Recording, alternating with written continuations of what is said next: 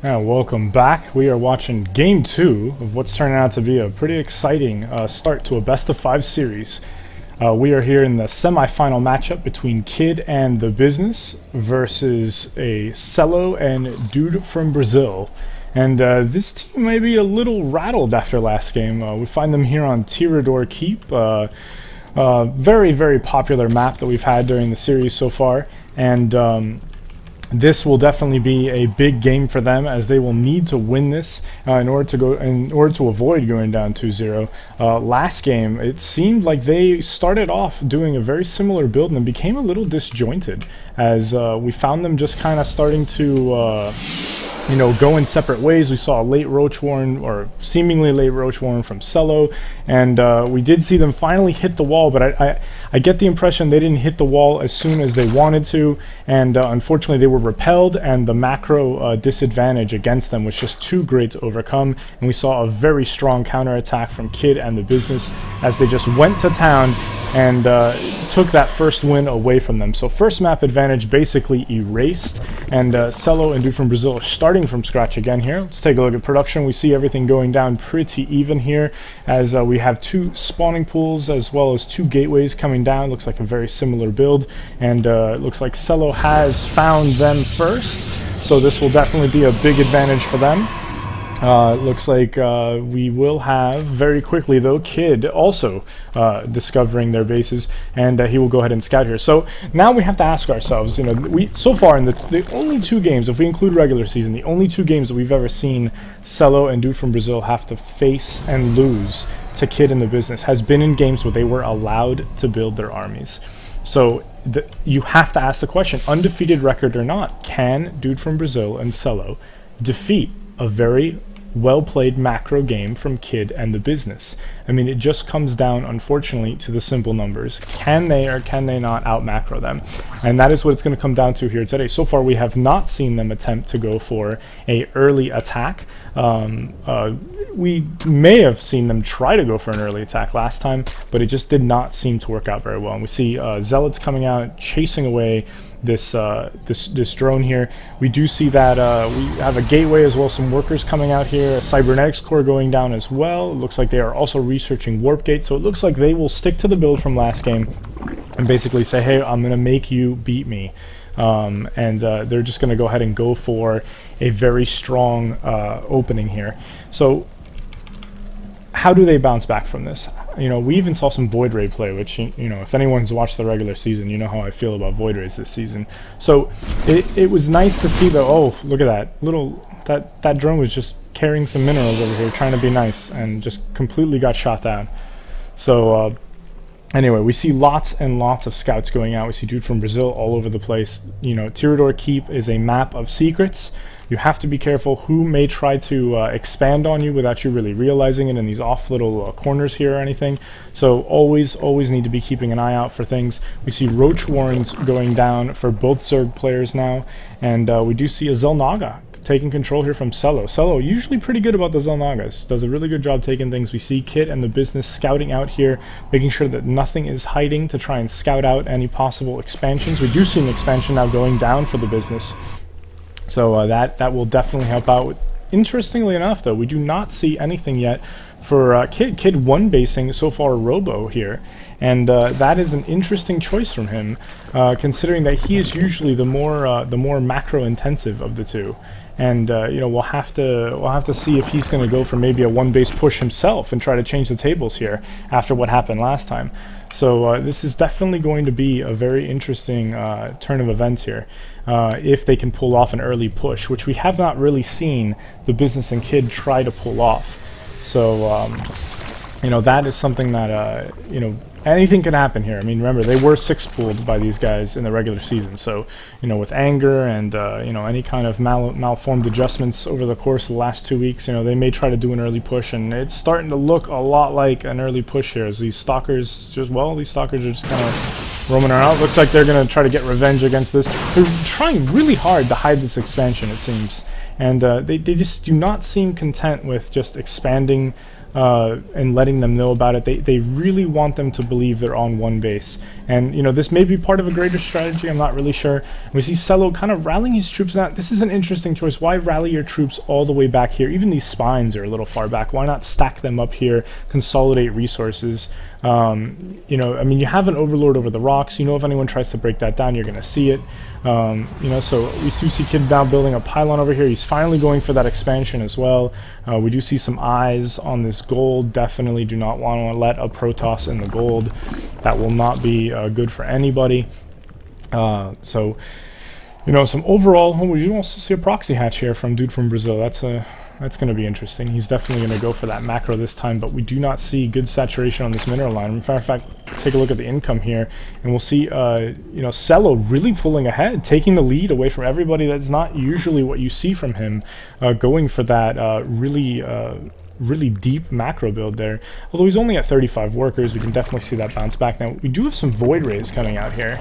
Void Rays from TheBusiness, I believe, yes. And, you know, he successfully used them last time. You know, we do also see now Kid starting to scout out, try to take a look here and see what's going on. We do have 2 layers underway, almost done. They will definitely want Void Rays this time, considering that last time they basically got caught without any air capabilities. So Void Rays will be very, very important for them if they want to try and prevent from any kind of air here. We do not have a Hydralisk Den yet. I believe we do not. No, oh, there we go. We do have a Hydralisk Den now. So that Hydralisk Den definitely going to come in handy, considering that we do have Void Rays somewhere on this map. Where did he hide them?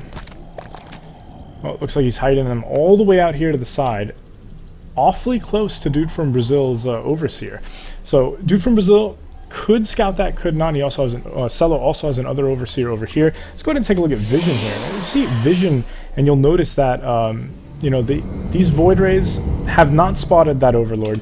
We take a look at the reverse side, though, and they have not spotted this expansion. So as far as they know, they are completely unaware. Celo could very easily poke in here and just kind of see that expansion there, even get an eye on the amount of units that they have, which, if you look at the unit count, there really isn't much on this map right now. We do have about 15 roaches between the 2 Zergs. We do see 4 queens out, in fact 7 queens out altogether. Now, all we see is 6 stalkers apiece, 3 Void Rays, and 2 Immortals here. Now, these Void Rays are getting put to work, it looks like, as they will try to roll in here, but at almost 11 minutes, this is a little late here. You know, this is really not going to be very effective. We do see a Spire down now as well, and this Queen, unfortunately, is going to go down, but there are so many Queens here that I really don't see these 2 Void Rays lasting very long. These Queens should be able to handle this. Looks like they did not heal each other. It's an interesting choice there. A 3rd Void Ray now joining the fray here. They do have quite a big ball of troops, though. They could try to put that to work. It looks like this small trickle of Void Rays is being surprisingly effective. You know, I'm just very, very surprised here. Finally, Dude from Brazil saying, Jesus, fine, I'll do it. All right? You know, how many queens you going to not use to kill that? So finally, Dude from Brazil sending in these Hydralisks saying, you know, enough is enough with the damn Void Rays. My goodness, I'll do it. And sends those Void Rays home. We do see more Void Rays, though, under construction. And, you know, we see some good eyes here from Kid as he is getting a good view here on at least a touch of this army here. Meanwhile, back at the Kid and Business base, there really isn't a lot of troops. We do see a good amount of Immortals here that will definitely come in handy versus those roaches. We do see a robotics facility underway, as well as some Colossus about to come out. But, you know, just in general, not a whole lot of units. And if we take a look at income here, you'll see that really incomes are pretty dead even across the board. Dude from Brazil surprisingly behind, very uncharacteristic of him. He's usually one to macro up a little bit more than that. But we do now also see the queens are now being replenished here. We have quite a bit of anti-Void Ray club forming here. And finally, this Overseer taken out, but it looks like it was able to detect at least that an expansion has been formed here. We do also see a Mutalisk out from Celo roaming around. It looks like it will completely ignore Kid's